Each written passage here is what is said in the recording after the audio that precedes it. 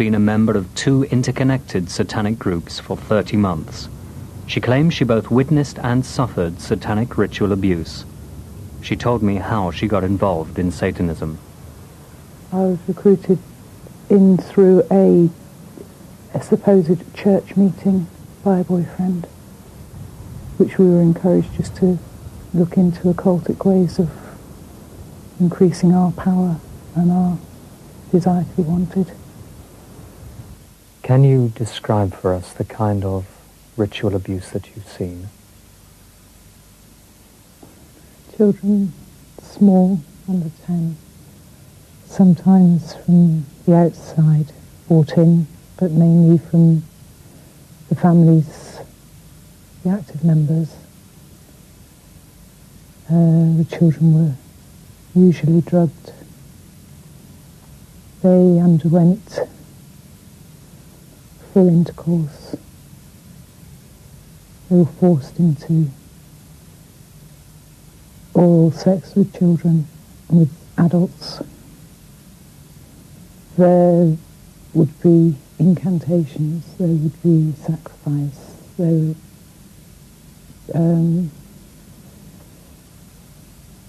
they would come together in a meeting and actually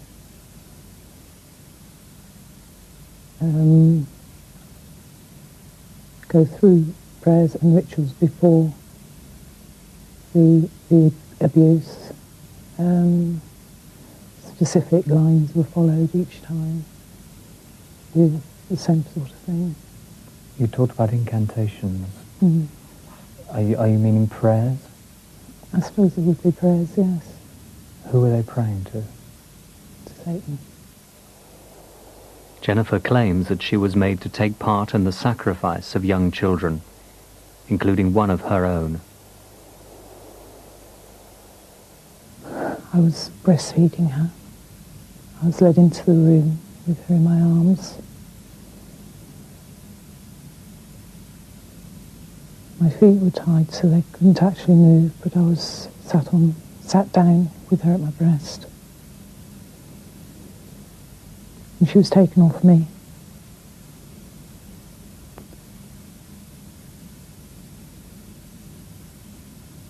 And the high priest pierced her heart with a knife. He then made me hold the knife, with him holding my hand, and made me pierce her heart with a knife. She was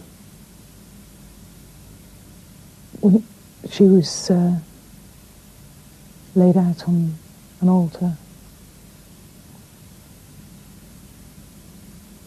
and they used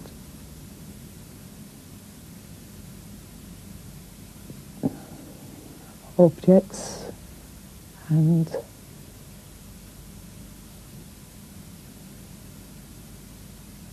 the high priest then abused my child, sexually assaulted my child even though she was dead, and they cut flesh from her and used it as with her blood, in a form of really opposite communion.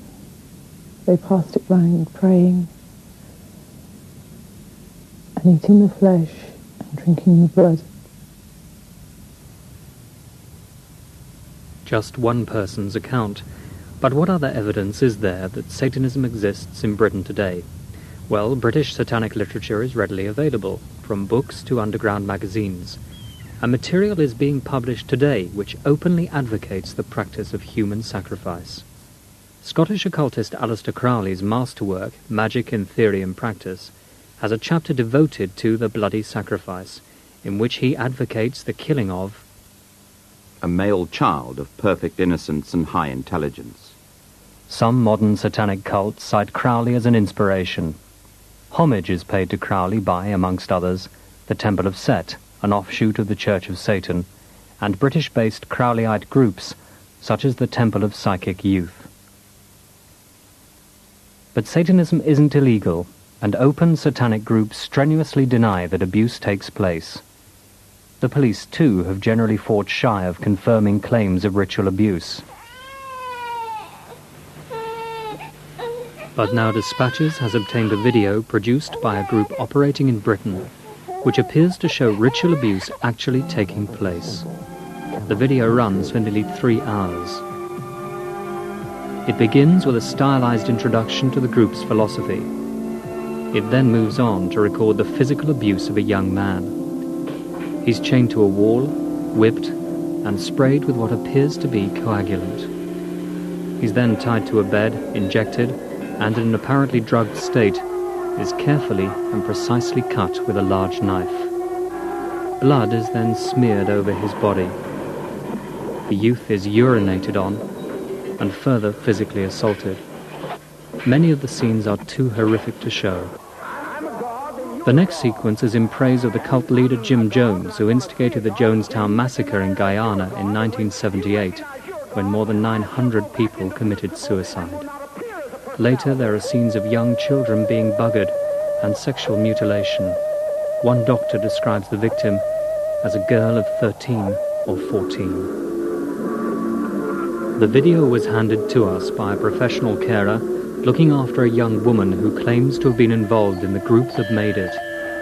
The tape, which has been handed to the police, prompted Scotland Yard's Obscene Publications branch to set up a special unit to investigate ritual abuse. How would you describe this tape, what you've seen on this tape?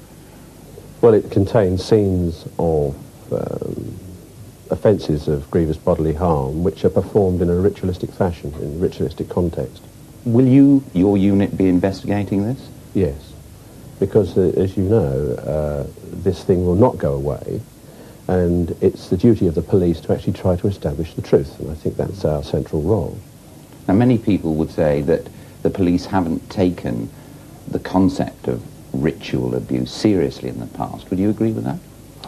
No, I don't think I can agree that they haven't taken it seriously, but what I will say is that it's very difficult to investigate these types of allegations because of the way in which they're disclosed, either by children or by adult survivors. So, with the pictures before them, Scotland Yard now acknowledge the practice of ritual abuse, at least in this case. But is it satanic? Jennifer claims to have been a member of the group that made this video. She says she took part in rituals held in the same room. Can you describe for us what's happening here, please? They're actually performing an abortion. Did you see this happen? Yes, I did. How many times did you see that happen?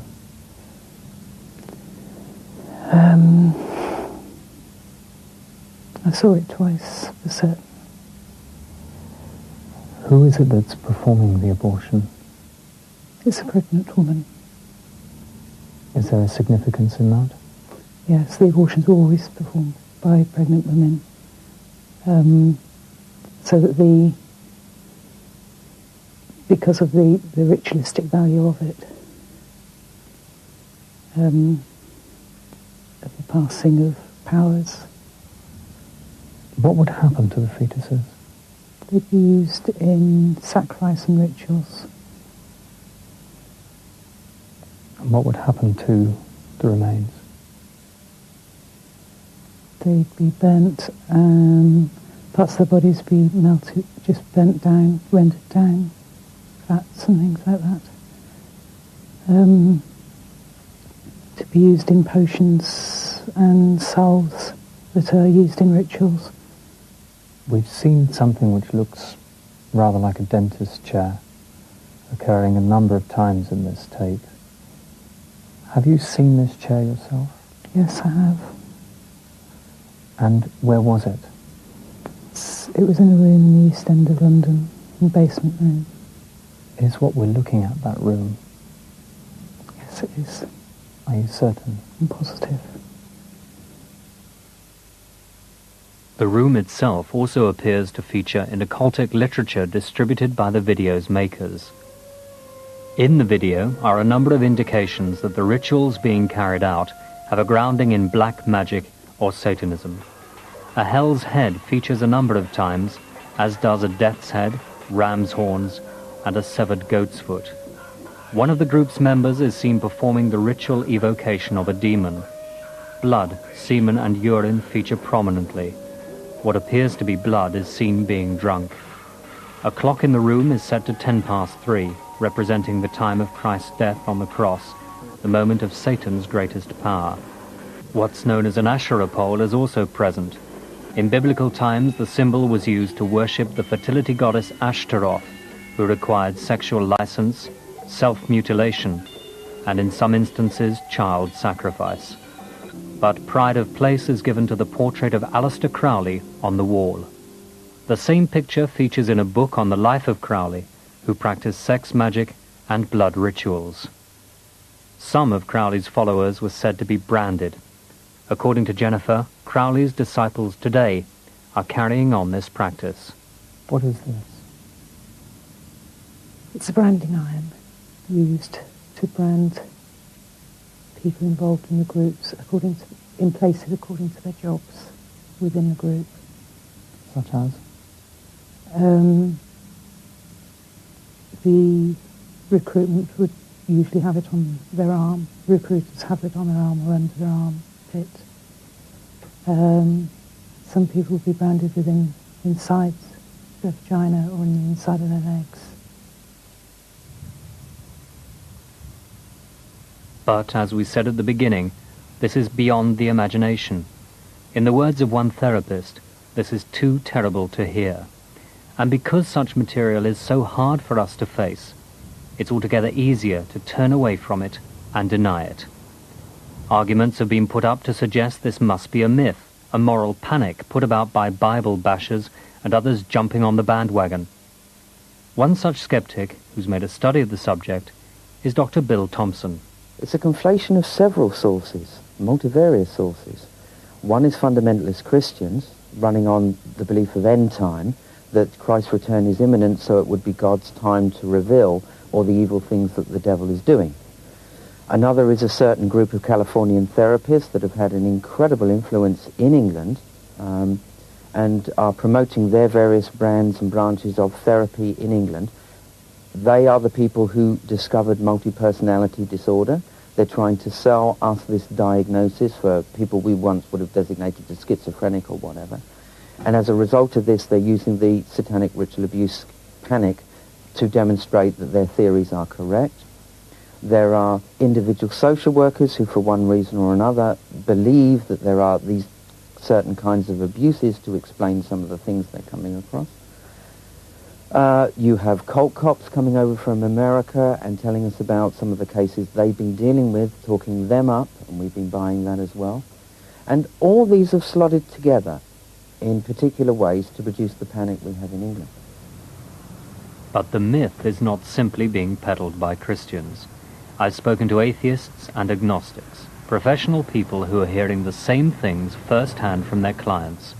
They're not making money from it, and they didn't go looking for it at conferences. It found them. Here in London's Harley Street, therapist Vera Diamond, who makes it clear that she is not a Christian, has been treating an increasing number of people who claim to have been victims of ritual abuse. A member of the National Council of Psychotherapists, she's been practicing for over 20 years. She agreed to take part in a reconstruction of a therapy session with an actress based on tape recordings of a patient reliving hidden experiences that have been buried deep within the psyche, often for years. Everybody that I'm working with who claims to have been damaged in this particular satanic way is suffering from what we call post-traumatic stress disorder, and that means often being cut off from reality, being absolutely terrified for most of their life. We're talking about terrorism. We know that the brain unloads material and memories in a specific way. It starts with the kind of material that you can cope with, and it gets into the more difficult material to handle, so that there's a progression about the way they tell you things. And the interesting thing is that over the last 5 or 6 years, I'm hearing the same stories again and again, with slight variations, but the same things are happening, the same rituals, the same killings, the same shock to the system. Is there any way that any of this could be faked by your clients? I don't think you can fake, and I have checked with doctors, you can't fake going white, going absolutely icy cold, seeing people's backs go into spasm, seeing people relive ECT, for example. They jerk, and they don't know what is happening to them. Very often when this material emerges in a relaxation technique, things occur, and they do not recognize immediately what's happening to them. We make sense of it as the whole material comes out. For some survivors, no words can describe their trauma. So to release the pain, they paint how they feel. In these pictures, Juliet describes how she felt as she was abused by her parents. Her paintings are anguished and make uncomfortable viewing. Her answers have been voiced by an actress at her request to protect her identity. That's what it's like to be buggered when you're really small. That's what it feels like in your head. It's as if inside your head it explodes and the whole world's fallen to pieces, and then it just drops down around your ears. And this is something that you remember, this feeling? I always used to watch my dad's eyes, because whatever his eyes looked like meant whether he was going to do something or not. And it's like I'd always try and fill them with good things. Like, if I could be good, like really good enough, he'd be happy and then he wouldn't do something. And it's like this little child is trapped in this big black eye. And that's it seems you just get stuck there. And how did he see you as a little child? Something. Just something.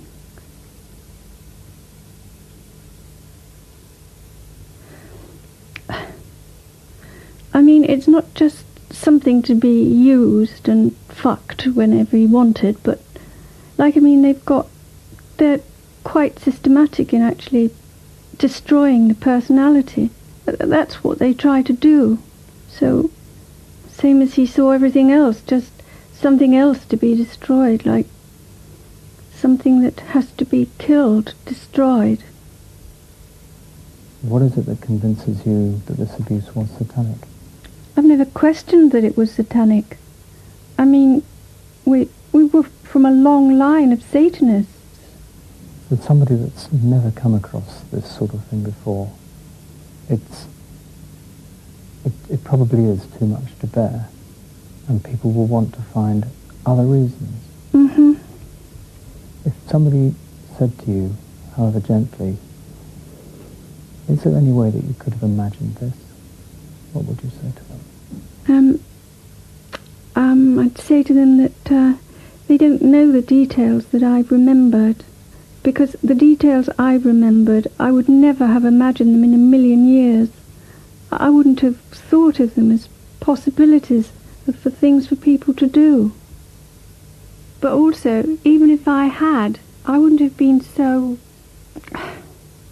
While I've been doing my therapy, I haven't been able to work or do anything. And if you're making up stories, you don't have to lie down on your bed for 4 years, in between times, not being able to eat or sleep, and being in physical pain, and being terrified all the time. And away from Harley Street, NHS doctors are now beginning to take seriously the stories they're hearing from survivors. It's consistency and detail that's convincing even atheists like psychiatrist Victor Harris. A truthful testimony tends to be very detailed, not only just the details of the abuse itself, but mundane details, things like everyday conversations, the design of the wallpaper, pictures on the wall, the type of carpets, the design on the candlesticks, all these sorts of things which make the whole picture convincing. And then there's details which I thought would not be known to a layperson, such as what happens to the cornea of the eye when caustic substances are applied. The taste of blood, this sort of thing. There's an emotional response which is appropriate to the content of the disclosures. There's obvious fear, trembling, palpitations. These sort of things couldn't easily be simulated. But at Nottingham University, Professor John Newson is concerned about the lack of hard evidence to back up such dramatic allegations. One of the problems is that there's very little proof to date of the more bizarre allegations which are frequently made, as for instance the sacrifice of children or fetuses which are then supposedly disposed of, and sometimes the locations are given by children or by adults as to where the disposal took place, and having dug the area up and found absolutely nothing at all, it's not surprising if the police, for example, get a little sceptical after a while that they've spent so much time on allegations where there was absolutely no evidence forthcoming. And I think one of the factors to bear in mind is if there are a group of people involved, a whole community of people involved in abusing children, some whole large group, it only requires one or two people to crack, as it were, under police investigation, to blow the stories wide, as it were, and to pinpoint who was the perpetrator. But very rarely does this seem to be happening. And for that reason alone, I think there are grounds to be sceptical about whether this is very widespread, as is alleged. There is not one case in England where the children have spontaneously told these stories. In all the cases that I've looked at and that other people have looked at, you'll find the following scenario. There is an allegation of possible abuse that proceeds in the normal way.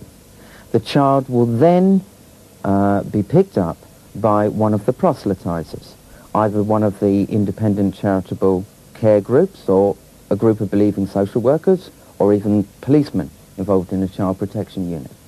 Over a series of weeks and more often months, they are telling different stories as they're interacting with these adults in what is often called by these adults therapy, i.e. the adults have already assumed that the abuse has occurred in the way they believe it has, and they are leading the children to tell those stories. Let's be quite clear about that. No child has ever made a spontaneous allegation. But how is a terrified and traumatized child supposed to produce a legally sound, spontaneous disclosure? And it isn't just children, it's adults too. They're saying substantially the same thing from one end of the country to another, from one country to another. Children are telling the same stories. Children who are too young to read. Children who have no access to video nasties. Children who have no chance of communication with each other, no chances of collusion. Children as far apart as California, Canada, Holland, England, all coming up with the same stories. The same stories as have been told for hundreds of years and recorded as far back as 700 years ago. The coincidences are too great. And I think we must believe, I believe, that Satanism as such does exist. Satanic abuse, I think, exists. I don't think it's very common. I think it's rare. But I do think it is there. But what is common is the suggestion that horror movies could be to blame for these allegations. Some claim children's stories of ritual abuse could have been picked up from violent films hired by their parents. Children will describe the sense of touch, taste and smell around, for example, the consumption of feces, the drinking of blood and urine and semen, which could not be got from videos alone. And also the idea that it is fantasy. It seems to me to go beyond the bounds of credibility to suggest that because the children are describing such identical experiences, that there's some kind of collective fantasy going on. So I believe that what the children are recounting in the end are their memories not the product of fantasy or invention. And there's another problem for those who argue it's all in the mind. Sheila Youngson herself conducted a survey of carers dealing with ritual abuse survivors. 68% said they'd faced threats or intimidation. If those carers had any doubts, they're now convinced this is not fantasy. So where are the court cases? Where is the evidence? The Children's Society estimate that some 98,000 young people, many of them runaways, go missing each year, often in the anonymous centres of our big cities. Some never return. As for the bodies of so-called sacrificial victims, survivors say they've been dumped in acid, cremated, buried in existing graves, and even ground up. If these crimes are being committed, it's by people who make sure they leave no trace. The abusers know how the DNA system works. They know about how forensic science laboratories operate.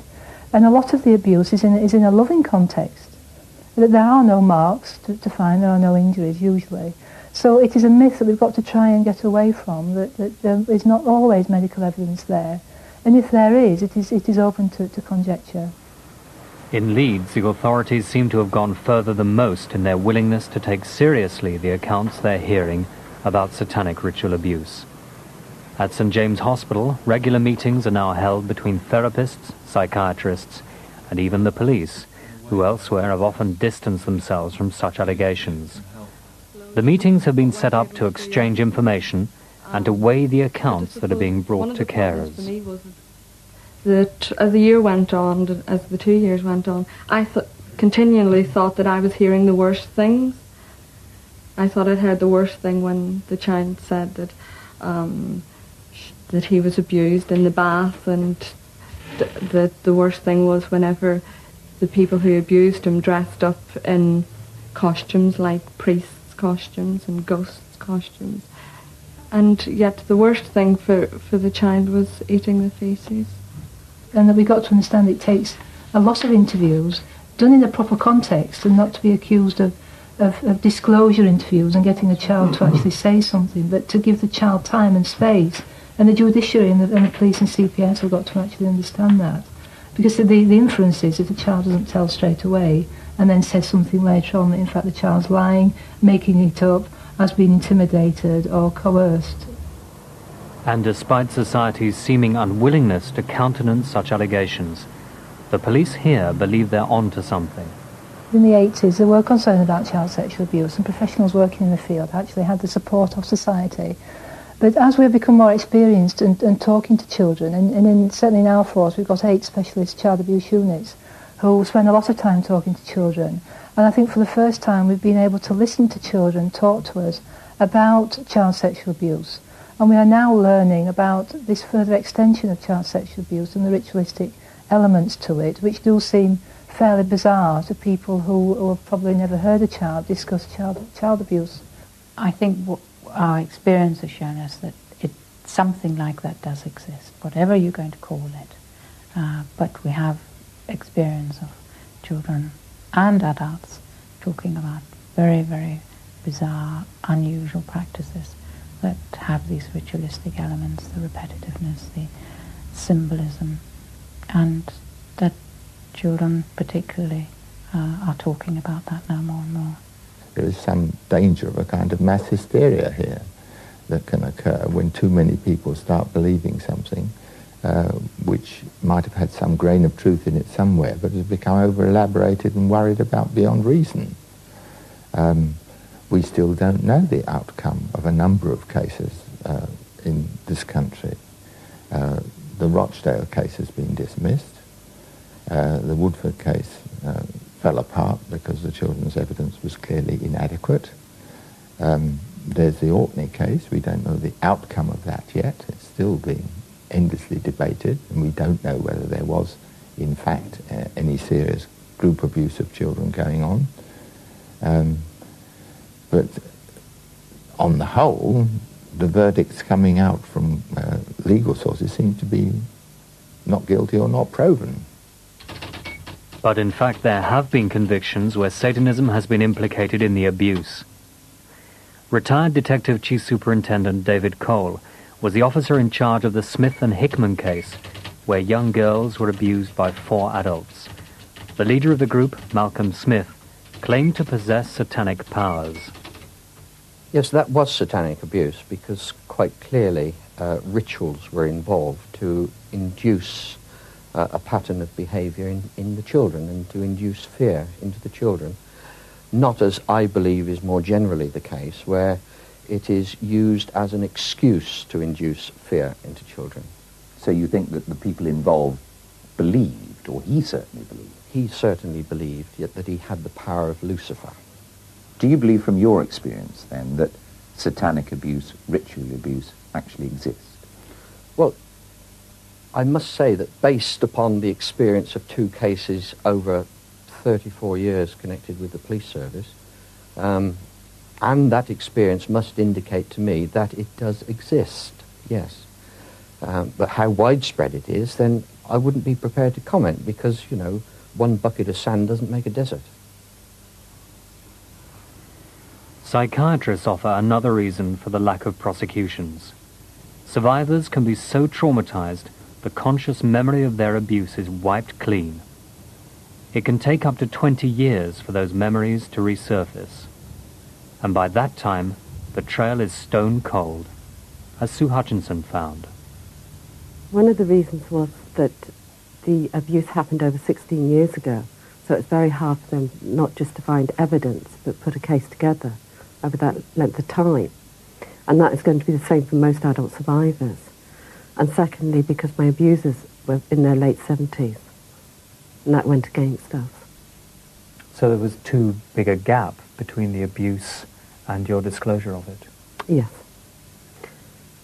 I think a lot of that was not just because it was very difficult, perhaps, for us to talk about it, because there was nobody to listen to us.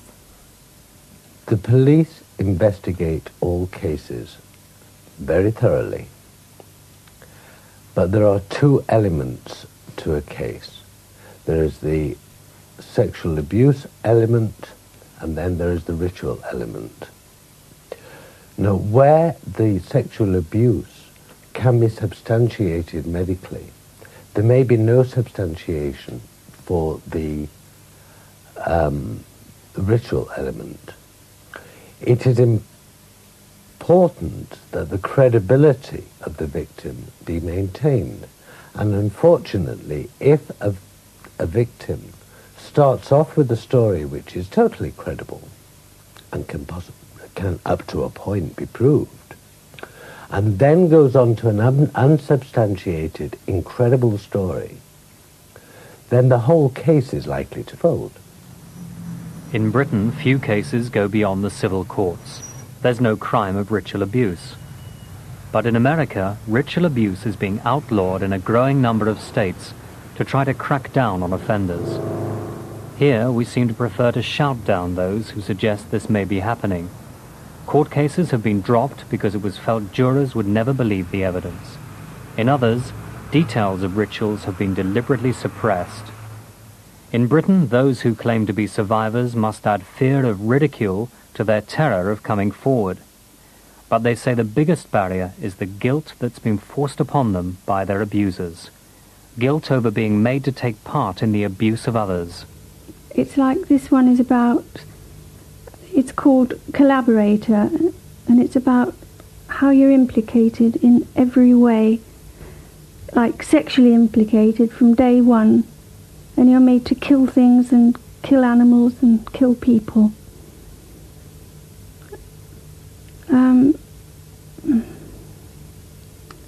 So you just walk around feeling like that. You think that's what you are because that's how they make you feel, because that's what they are. It says here, at the bottom, found at the scene of the crime. Yeah. It says found guilty. Yeah. But they did it to you. Yeah. But that's how they make the child feel, on purpose. It, systematically, they go all out to make you feel that you're that, and that you can never get away from them, and so you'll grow up like them. Have you thought about going to the police about this? Yes, I have. I decided that it was more likely to be me and my family that suffered than anyone else. There was just no way that it would get any further. Why? Because there's too many people who are in top-ranking jobs that can stop it. What do you think would happen to you if you did go to the police? I would be made out either to be absolutely crazy or that I would lose my children.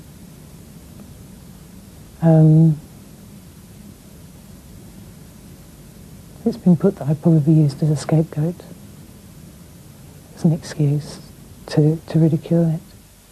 What would it take now for adult survivors to come forward to the police?